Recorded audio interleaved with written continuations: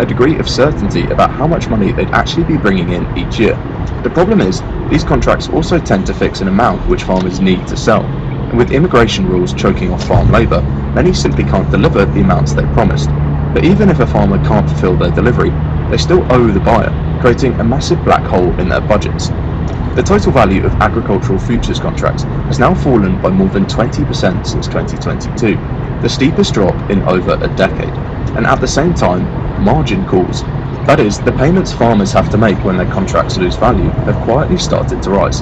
In plain English, that means tens of thousands of farmers are now being forced to pay cash they simply don't have just to fill these agreements, and for many, that's been the final nail in the coffin. Projections now estimate that across the country, the nation could lose up to 100,000 farms by 2030. Now, as bad as it is for the nation to be quietly losing its supply of food, it still only makes up about 1% of the country's GDP. But the thing is, there's a huge risk that failure in this industry could be devastating for the companies which have been lending them money. When farms fail, the debts don't just vanish, they get passed up the chain to the regional banks, credit unions and insurers that finance them, creating a cascade of losses that can quickly spiral out of control. That's a problem for lenders, who poured over $450 billion into the sector, and this is part of a wider problem that is spread throughout the country and hits some states particularly bad. If you made it this far into the video, you probably don't need me to tell you that America has a debt issue, but this is also across so many levels, particularly personal debt, record mortgage payments, and buy now, pay later schemes. And if there's one thing we know about debt markets, is that failure in one sector can quickly spread.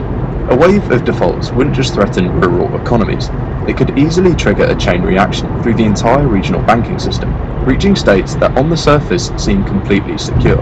Despite what you may think, many of the service-based states are actually some of the most indebted in the country.